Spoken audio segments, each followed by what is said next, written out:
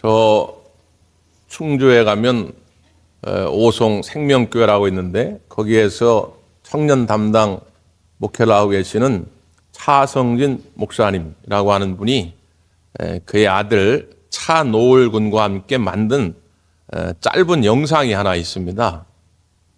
이 영상이 인스타그램에 올려졌는데 조회수가 1000만이 넘고 댓글도 5000개가 이상이 넘고 또 좋아요, 하트를 누른 사람이 55만 명이 넘는다고 그래요. 지난주에 그 기사를 접하고 도대체 얼마나 대단하길래 1000만 명 이상이 봤는가 하고 저도 봤죠. 그래서 여러분에게도 보여드릴 테니까 한번 관심 갖고 보시기를 바랍니다.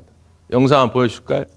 그런데 댓글이 한 5,000개 이상 달렸는데 거기 오면 울컥했다, 감동했다, 나를 돌아봤다, 그런 댓글이 많은 거예요.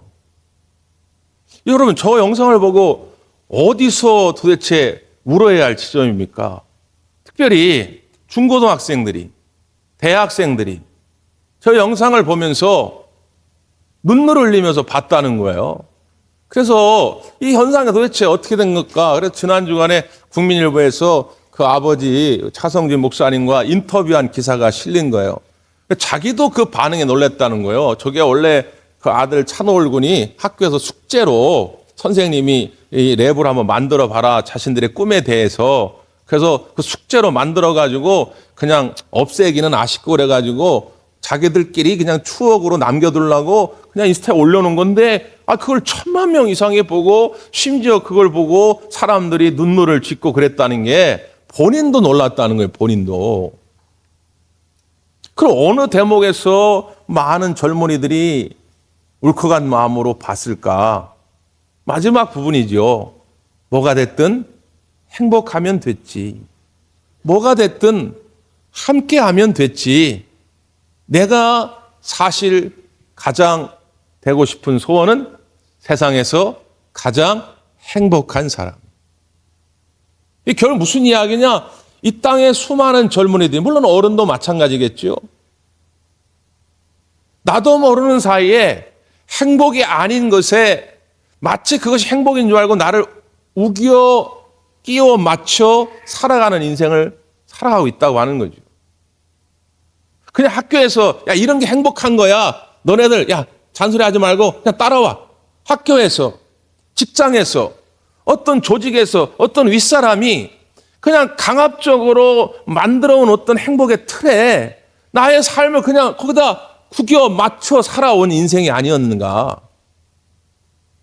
저는 정말로 나는 행복한가, 이런 생각을 한번 해보게 되었다는 거죠. 물론 이 영상을 만든 그 아버지 차성진 목사님은 저기에 복음적인 메시지를 담은 거예요. 그 행복은 어디서 오는가? 참다운 행복은 어디서 찾을 수 있는가? 그건 곧 우리 주 예수 그리스도께서 주시는 영원한 안식 속에서 찾게 되는 것이 아닌가. 이 메시지를 던지고 싶었지만 그 뒤에는 일단 생략해 놓은 것이죠. 여러분은 어떻습니까? 우리가 살아가면서 세상에서 말하는 어떤 행복의 기준이 있습니다. 근데 우리가 교회 나와서 신앙생활 하면서 그 세상에서 말하는 행복의 기준에 부합하려고 가다 보면 우리의 신앙생활이 힘들어져요. 성경은, 우리 하나님은 세상에서 말하는 그 행복의 가치를 얻게 하려고 우리를 부른 것이 아닙니다. 오히려 그 세상에서 말하는 행복의 조건들, 행복의 가치와 행복의 기준들을 뛰어넘는, 초월하는 하늘의 복을 주시려고 우리를 부르신 줄 믿습니다. 그런데 자꾸 사탄은 우리의 눈길을 글로 끌고 갑니다. 자, 봐라. 세상에서 이런 것들이 좋다고 말하지 않니? 세상에서 이런 것을 얻어야 너가 인생에 행복할 수 있지 않니? 근데 너는 봐라. 아무것도 갖고 있는 것이 없잖아. 그러면서 우리를 조롱하고 우리를 공격하고 멸시합니다.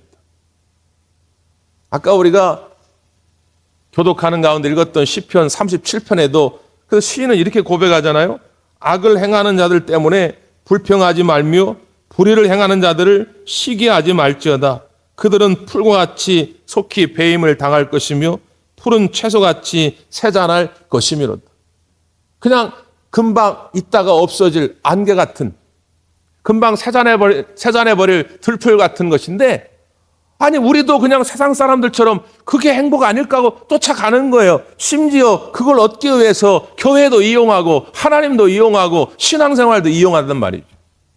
근데 이것이 채워지지 않을 때에 우리에게 갈등이 찾아오는 것이죠. 번뇌가 찾아옵니다. 사랑하는 성도 여러분, 우리 하나님은 그런 째째한 하나님이 아닙니다. 오늘 이 땅의 것들보다 더 좋은 것으로, 더 풍성한 것으로 여러분에게 채우실 줄 믿습니다.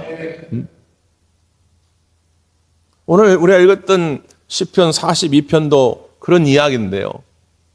작자가 누구인지는 정확하게 밝혀져 있지 않습니다. 학자들마다 뭐 다윗이다 아니다 이런 논쟁도 있지만 뭐 정확한 건 문서적으로 남아있지 않기 때문에 오히려 제목은 이렇게 돼 있어요. 고라 자손의 마스길. 마스길은 교훈이란 뜻인데 고라 자손의 일부가 당시 예루살렘 성전에서 성전을 관리하는 역할을 하거나 오늘 지휘자처럼 이 찬양대를 인도하는 그런 일들을 종종 했습니다.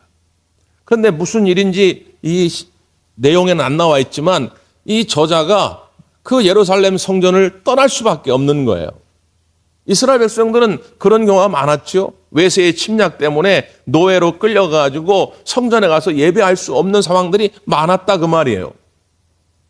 그러니까 이 저자가 예루살렘 성전을 떠나서 홀로 외로이 살아가고 있는데 엎친 데 덮친 격으로 주변에는 우상을 숭배하는 사람들이 바글바글합니다. 야, 하나님이 무슨 신이야? 바알이 최고다, 아세라가 최고다, 이방신이 최고다라고 하는 사람들이 주변에 넘쳐나는 거예요. 그러면서 이 시인을 조롱하고 공격하기를 시작합니다. 뭐라고 공격합니까? 3절 한번 보세요. 3절. 사람들이 종일 내게 하는 말이 내 하나님이 어디 있느뇨 하오니 내 눈물이 주야로 내 음식이 되었도다. 내 하나님이 어디 있느냐? 교회 다니면서 신앙생활하면서 이런 얘기처럼 자존심 상하는 얘기가 없죠. 제가 학창시절에 제 친구가 이런 식으로 얘기했다가 제가 그냥 죽도록 한번 하려고 그러다가 성령의 인도하심으로 참았는데 요즘은 저는 이런 소리를 못 들어요. 왜냐하면 제가 목사인 줄 알기 때문에 제가 가끔 고등학교 친구들을 1년에 한두 번 만나는데 교회 안 다니는 친구들도 제 앞에서 감히 이런 얘기를 못 하죠. 이런 얘기를 제 앞에서 하면 제가 그 친구 그냥 안 두죠. 근데 여러분들 지금 사회생활 하면서 여러분 주변에 불신자들이, 우상숭배하는 자들이, 사탄에 사로잡힌 자들이 얼마나 많겠습니까? 그런 사람들이 야, 네 믿는 하나님이 어딨냐? 네가 믿는 하나님이 있다면 네 삶을 이렇게 내버려 둘 수가 있느냐? 이 세상에, 이 사회에 이런 부조리한 악한 것들을 이대로 내버려 둘 수 있느냐? 그런 공격을 받을 때마다 얼마나 속상합니까? 더군다나 4절 한번 보세요. 4절. 시작. 내가 전에 성의를 지키는 무리와 동행하여 기쁨과 감사의 소리를 내며 그들을 하나님의 집으로 인도하였더니 이제 이 일을 기억하고 내 마음이 상하는도다. 4절을 쉬운 성경에서는 이렇게 번역을 했어요. 지난 일들을 생각하면 할수록 내 가슴이 찢어집니다. 나는 사람들을 이끌고 하나님의 성전을 향해 들어가곤 했습니다. 기뻐 소리를 지르고 감사의 찬송을 부르며 그 행복한 사람들과 어울리곤 했습니다.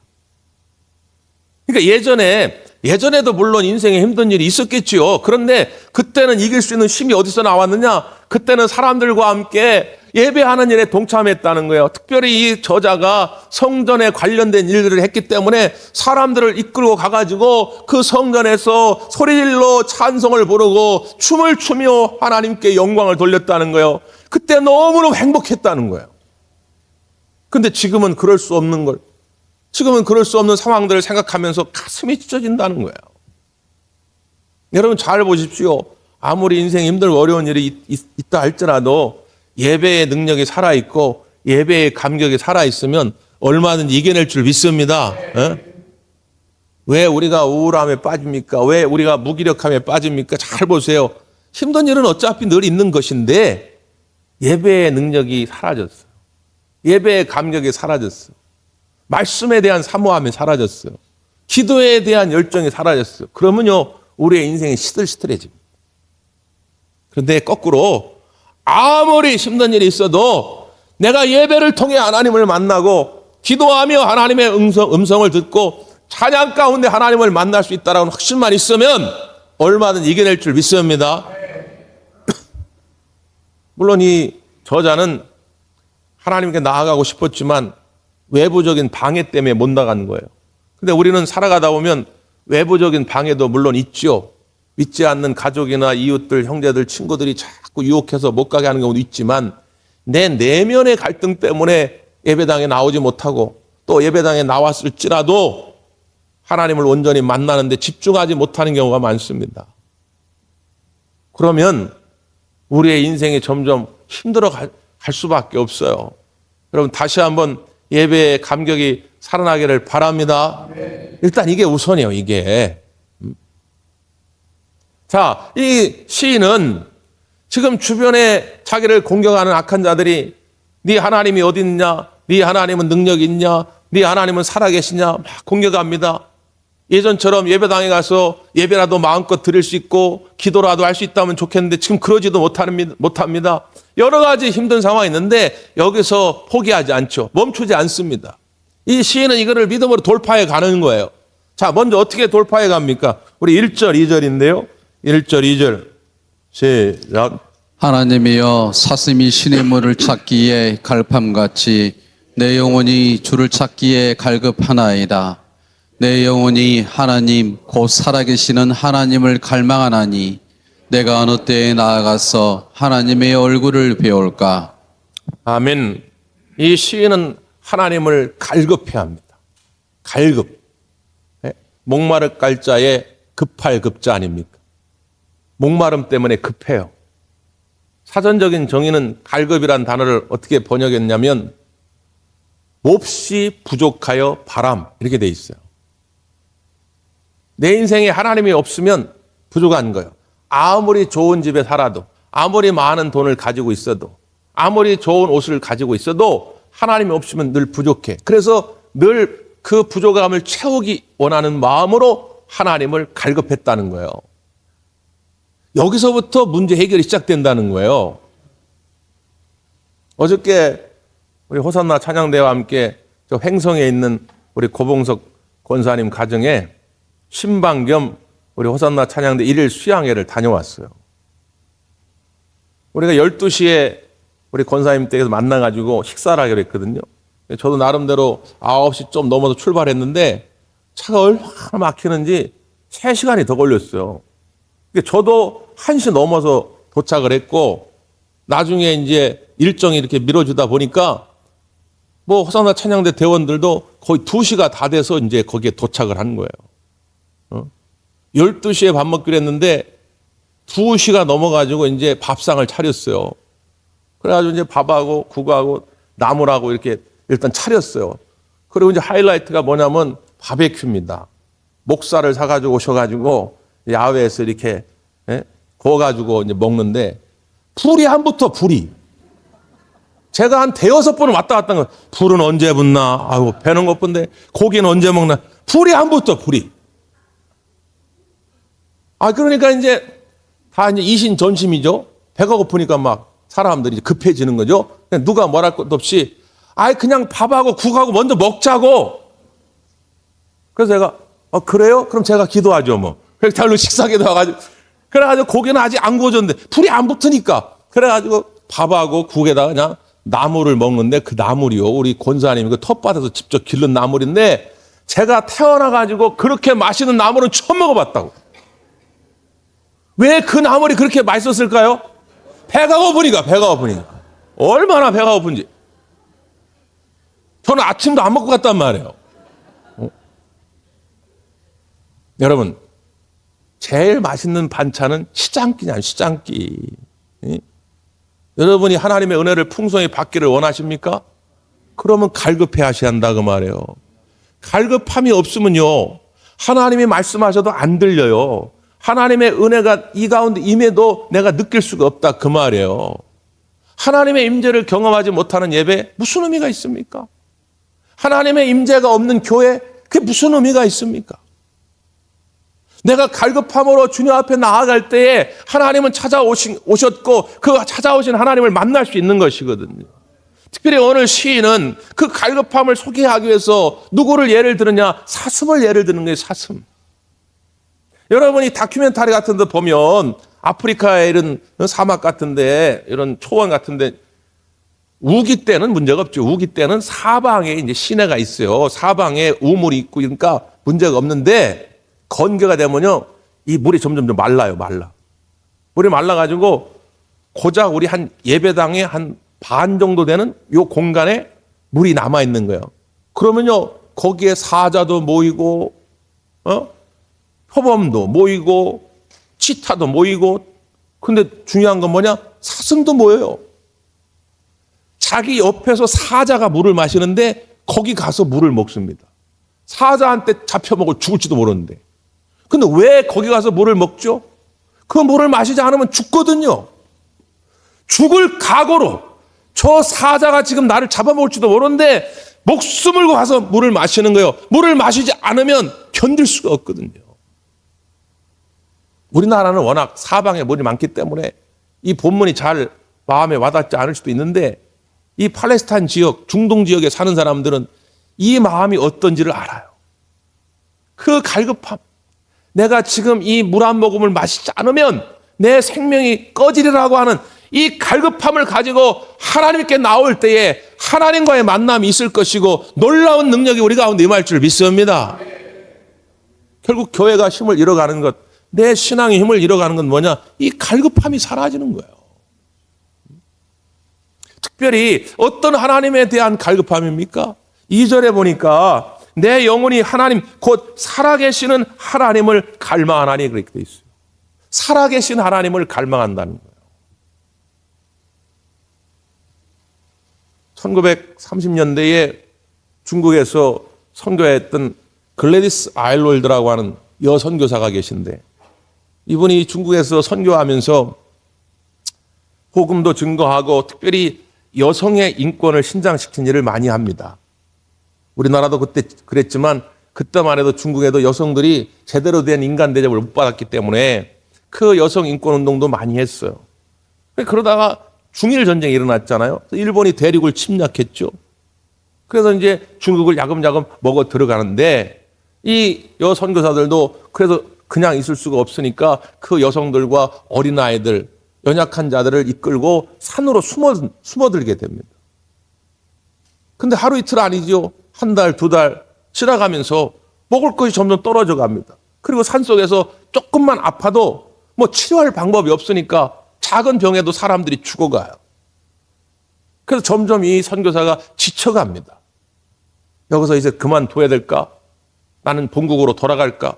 왜냐면 이 사람은 영국 사람이기 때문에 거기서 그렇게 고생할 필요가 없는 거예요. 그냥 고향으로 가면 그만이거든. 그런데 어느 날 13살 먹은 소녀가 찾아와서 이런 얘기를 해요. 선교사님, 옛날 모세가 믿던 그 하나님이 지금 우리가 믿는 하나님이 아닌가요? 이게 무슨 얘기니? 아니 선교사님이 옛날 모세가 하나님을 믿음으로 홍해도 건넜고 먹을 것이 없을 때 하늘에서 만나도 내려주셨다고 가르쳐주지 않았습니까? 그랬지. 그런데 그때 모세가 믿었던 하나님이 지금 우리가 믿는 그 살아계신 하나님이라면 뭘 걱정하십니까?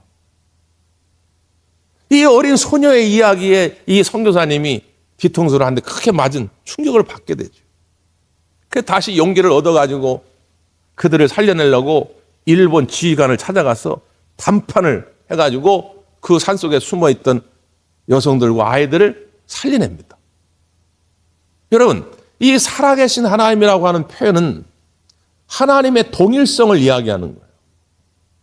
과거에나 지금이나 또 앞으로 미래에도 동일하게 역사하시는 아버지 하나님.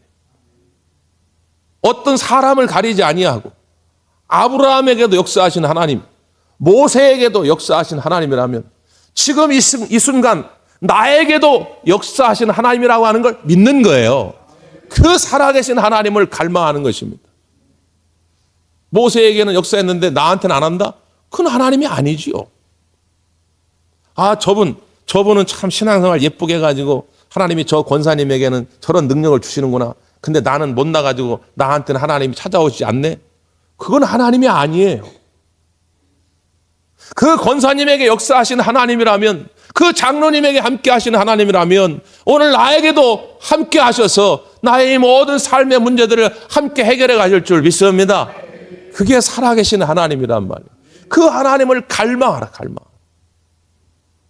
그 하나님을 갈망하였더니 그 하나님의 응답이 내 안에 들려지기 시작합니다.